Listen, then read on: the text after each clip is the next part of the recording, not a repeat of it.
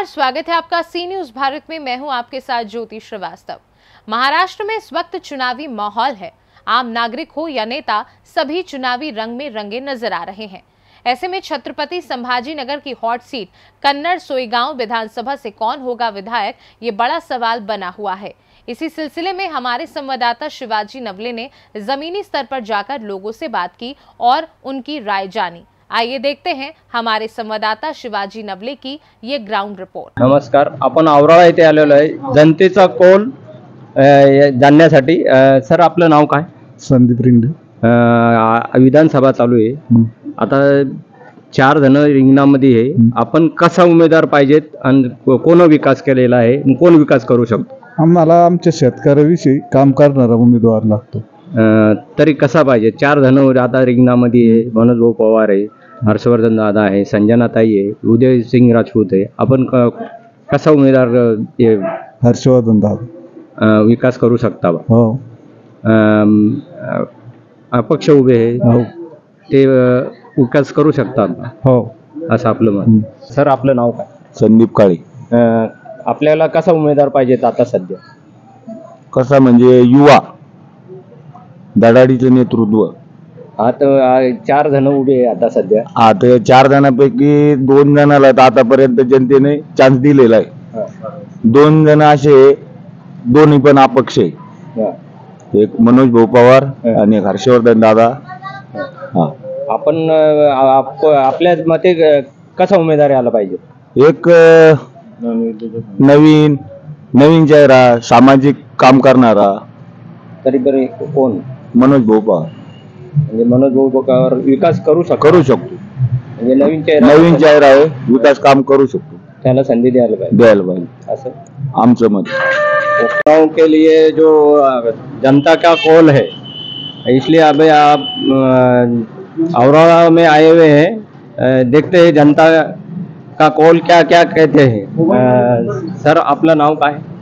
गणपत भोजने।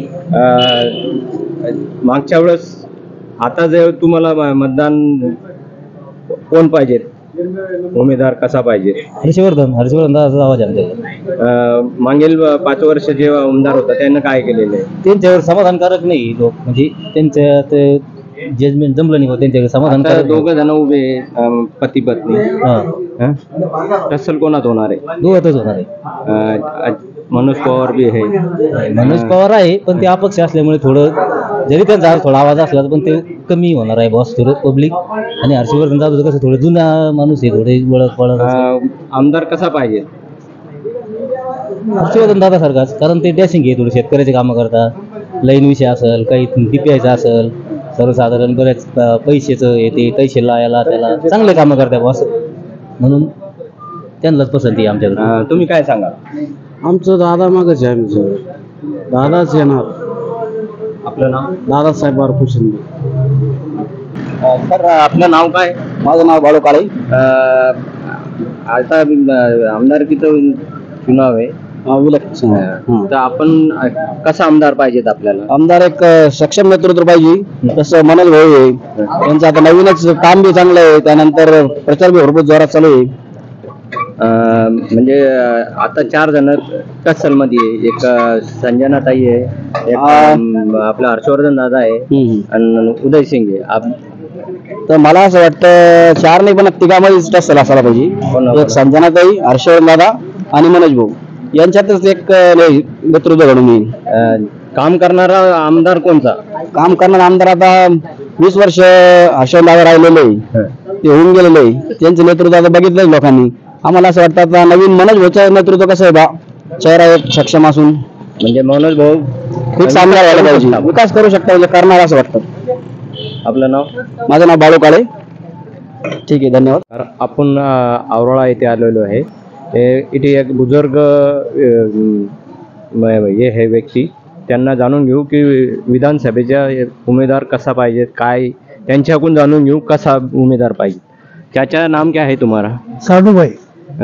अभी जो विधानसभा चुनाव चालू है, आप कैसे, कौन से उम्मीदवार चाहते हैं? क्या कैसा नवीन चेहरा बोले तो कौन? मनोज पवार।